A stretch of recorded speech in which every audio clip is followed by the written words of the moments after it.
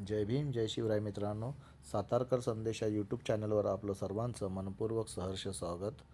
मित्रांनो, चला तर आज आपण आपला जो व्हिडिओ आहे विपक्षणा केंद्र धम्मसरिता विपक्षणा केंद्र हा दाखवण्याचा.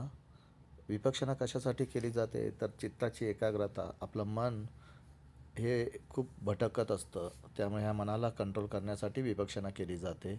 मन एका जागेवर एकाग्रता कसं करायचं हे विपक्षणाच्या माध्यमातून आपल्याला शिकवलं जातं. त्यासाठी आपण आजचा आपला हा प्रवास आणि आपला आजचा व्हिडिओ आहे विपक्षणा केंद्र धम्मसरिता खडवलीचा.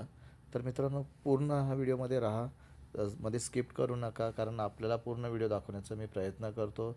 विपक्षणा केंद्रामध्ये मौन धारण 10 दिवस मौन धारण केलं जातं.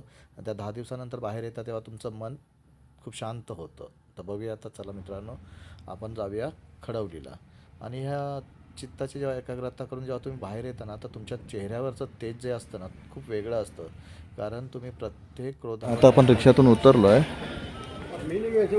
आणि आता आपण कुर्ला स्टेशनला जात आहे. कुर्ला स्टेशन रेल्वे स्टेशनला तिकीट काढून खडवलीला जाणार आहोत. तर आपण आता कुर्ला स्टेशनवरून ट्रेनने प्रवास करू. तिकीट काढले आहे खडवलीची, इथून कुर्ल्यावरून. चल,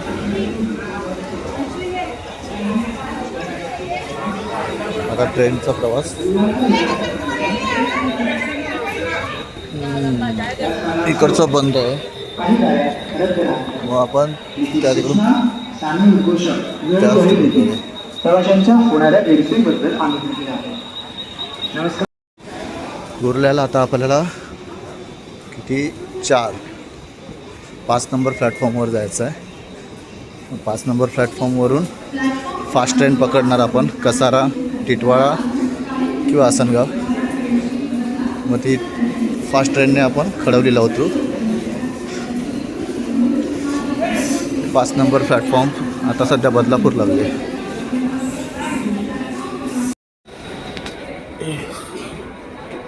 बदलापूर लागले, बदलापूर ट्रेन गेली. त्याच्यानंतर आता बघूया कोणती ट्रेन मिळते.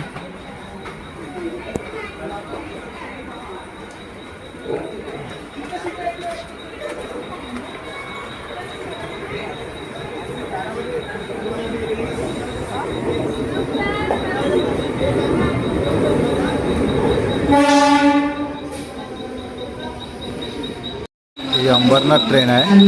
आता यानंतर बघू आपली कोणती ट्रेन येते.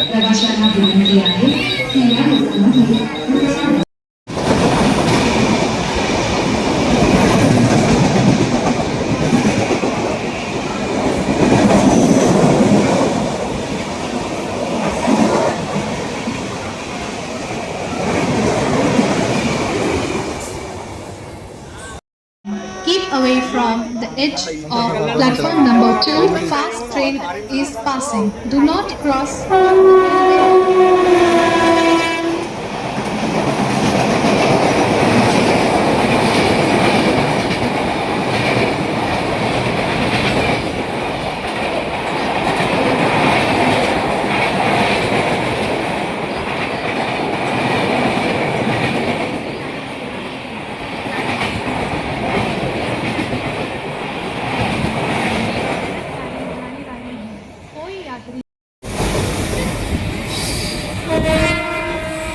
टिटवाळा स्टेशन छान छान ग्रीनरी गेली.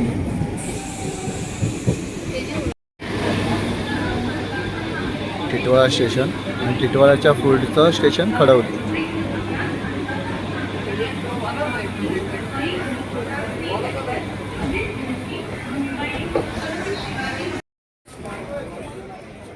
आता आपण खडवली स्टेशनला उतरलो आहे, रेल्वे स्टेशन खडवली. आता खडवलीवरून आपण वेस्टला जायचं आहे. वेस्टला विपक्षणा धम्मसरिता विपक्षणा केंद्र आहे, हे खडवली स्टॉप.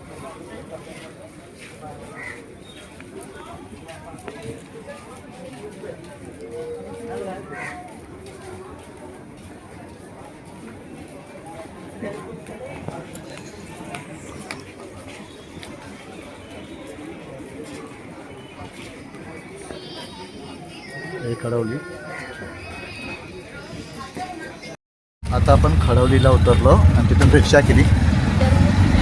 उतरलो आहे. रिक्षा करून आपण धम्मसरिता विपक्षणा केंद्रामध्ये जातो आहे आता.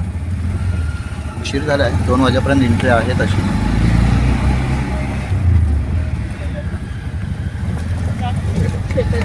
नदीचा परिसर.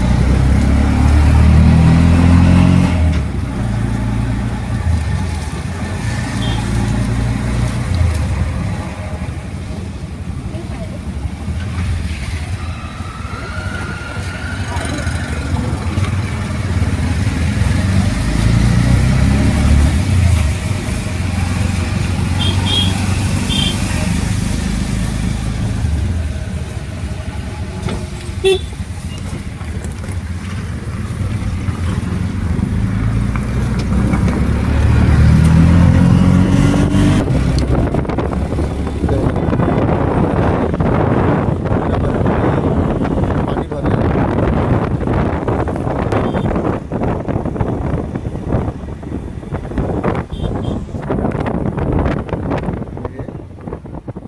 मातोश्री वृद्धाश्रम आणि धम्मसरिता विपक्षणा केंद्र.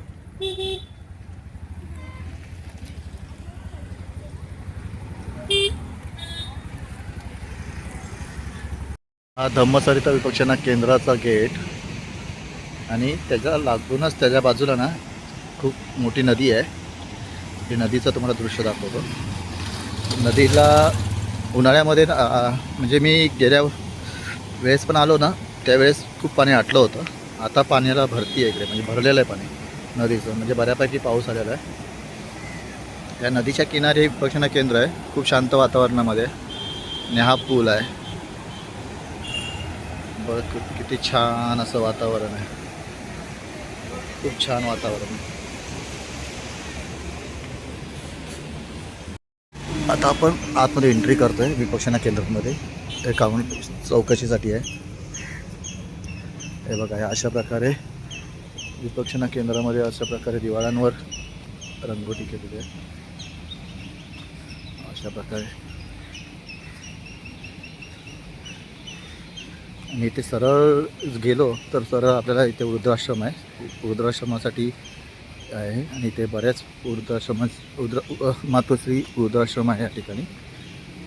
आणि आपल्याला विपक्षणा केंद्राकडे उजव्या साईडला खूप शांत वातावरण आहे. बघा, खूप निसर्ग एवढा रम्यमय, खूप शांत असं वातावरण आहे. खूप शांत. भगवान बुद्धांची मूर्ती आहे तिकडे. नक्की जायला दिलं तर आपण जाऊ तिकडे, बघूया.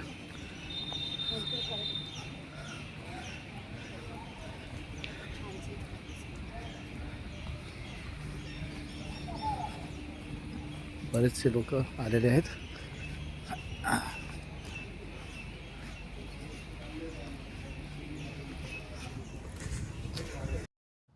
या ठिकाणी असे बोर्ड लावलेले आहेत त्यांनी, की त्यांनी सीमारेषण दिलेलं आहे, सीमाचं दिलेलं आहे. परत डाव्या हाताला महिलांचा विभाग आहे हा, उजव्या हाताला पुरुषांचा विभाग आहे.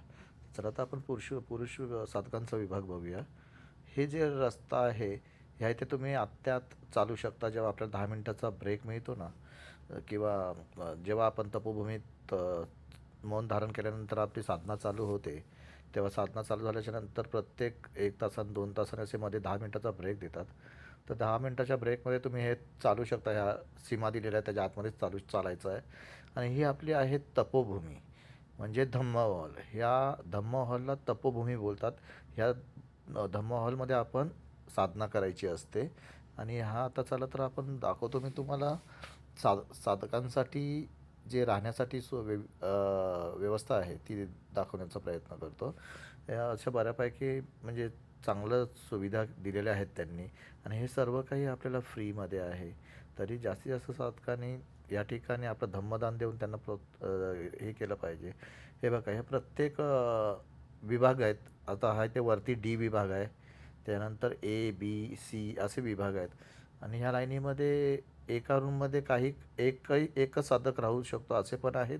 आणि एका रूममध्ये 2 साधक राहू शकतात असंही आहे. आणि जेव्हा आपण मौन धारण करतो ना, तेव्हा एकमेकांशी बोलायचं नाही. 10 दिवस पूर्ण मौन धारण करावं लागतं. आणि हे बघा, हे या ठिकाणी ग्रीन पडदा दिसतोय आपल्याला. ग्रीन पडद्याच्या पलीकडे महिला साधकांसाठी राहण्याची व्यवस्था केलेली आहे त्यांनी. म्हणजे एकमेकांना तुम्ही बघायचं नाही, काही नाही, आपल्या ध्यानसाधनेवर हे कंट्रोल करायचं. तर अशा प्रकारे आहे आणि ही जेवणाची व्यवस्था त्यांनी केलेली आहे या ठिकाणी. कॅन्टीन आहे इथे, जेवणाचं आहे. इथे हँडवॉश ठेवलेलं आहे. इथे सगळं लिहिलेलं आहे त्यांनी. इथे आपापल्या प्लेटी आपण धुण्यासाठी इथे सगळं हे ठेवलेलं आहे. इथे साबण, कात्या वगैरे ठेवलेला आहे आणि अशा प्रकारे लिहिलेलं आहे. लाईनीमध्ये आपलं भांडी जी आहे तिथे धुवून व्यवस्थित ठेवायचं. पाण्याचा गैरवापर करू नका, पाणी व्यवस्थित वापरा. हे सगळे बॅनर्स लावलेले आहेत आणि इथे प्लेट्स, ग्लास, चम्मच, वाटी सगळं ठेवलेलं आहे. आपण आपलं घ्यायचं आणि जेवायला प्लेट वगैरे घेऊन जायचं. त्यानंतर इथे पाणी पिण्यासाठी कूलर आहे पाण्याचं.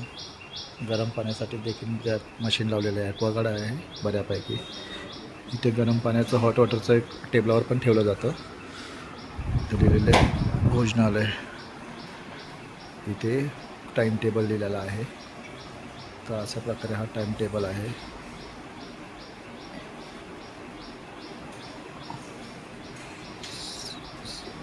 किती वाजल्यापासून किती वाजेपर्यंत आपलं मेडिटेशन, विपश्यना आपण करणार ते सगळं इथे ठेवलेलं आहे.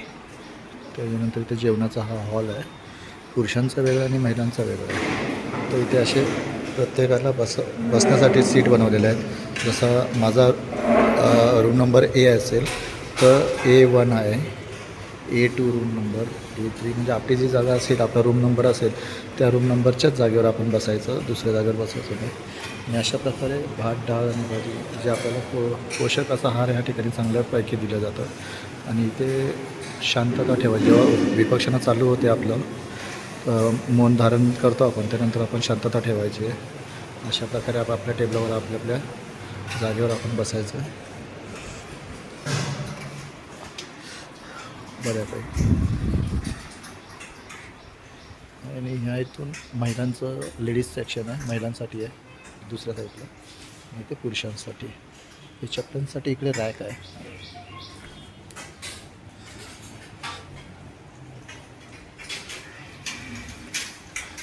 हे रूम आहेत.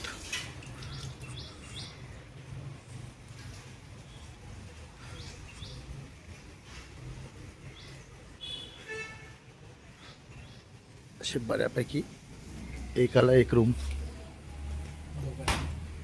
दोन आहेत एकामध्ये इकडे. अच्छा, मला वाटलं एकच असतं काय. दोन दाखवतो तुम्हाला. हे असं आहे की असं बेड, वॉशरूम आणि अजून एक बेड, म्हणजे डबल बेड आहे या ठिकाणी. काही ठिकाणी सिंगल बेड दिलेला आहे.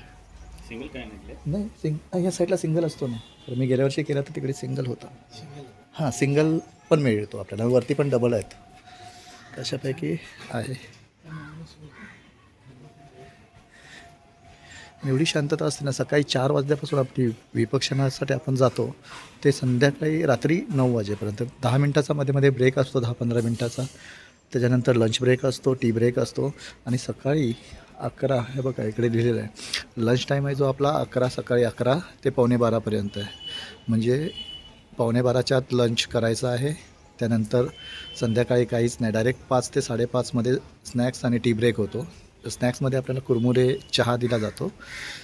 जे 5:30 आपण खाणार त्याच्यानंतर काहीच नाही, रात्रभर काहीच नाही. डायरेक्ट सकाळी मॉर्निंगला ब्रेकफास्ट 6:30 वाजता असतो. तर 6:30 वाजता मॉर्निंगला ब्रेकफास्ट होतो आपला. म्हणजे 5:30 वाजता चहा घेतल्याच्यानंतर आपण काहीच खाऊ शकत नाही आणि मौन धारण करायचं आहे प्रत्येकाने. तर अशा प्रकारे इथे सिंगल बेडचे आहेत, तिथे डबल बेड होते, इथे सिंगल बेड आहेत. अशा इथे वरतीसुद्धा आहे राहण्याची व्यवस्था साधकांसाठी. वातावरण बघा किती छान आहे. आणि पावसामुळे आणि याच्यामुळे खूप छान वातावरण, निसर्ग बघा किती छान आहे.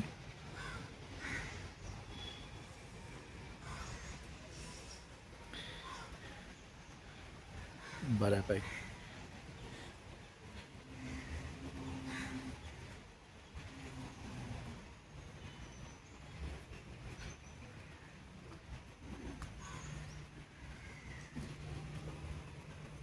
या इथून पुरुष साधकांची इथून एंट्री होते.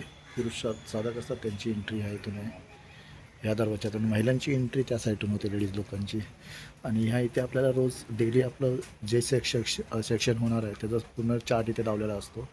काय होणार आहे, कसं होणार आहे, म्हणजे पूर्ण माहिती दिलेली असते ह्या ठिकाणी. आणि तपोभूमी आहे ही. आणि याच्यामध्ये सगळं बऱ्यापैकी आपल्याला शांतता ठेवावी लागते. ॲक्वागार्डचं देखील चांगलं पाणी आहे या ठिकाणी. जर साधकांना असं वाटलं मध्ये पाणी प्यायचं तर इकडे बाहेर येऊन आपण पाणी पिऊन व्यवस्थित ग्लास स्वच्छ ठेवू शकतो आपण या ठिकाणी. काही सीमा दिलेल्या आहेत, त्याच्या पुढे साधकाने पुढे जाऊ नये. तर अशा बघा इकडे लिहिलेलं आहे, साधक इस सीमा के आगे न जाए. म्हणजे आपले आचार्य जे असतात ते पुढे राहतात, तर आचार्यांचे रूल्स असतात त्या ठिकाणी. साधकांना तिकडे परमिशन नाही आहे.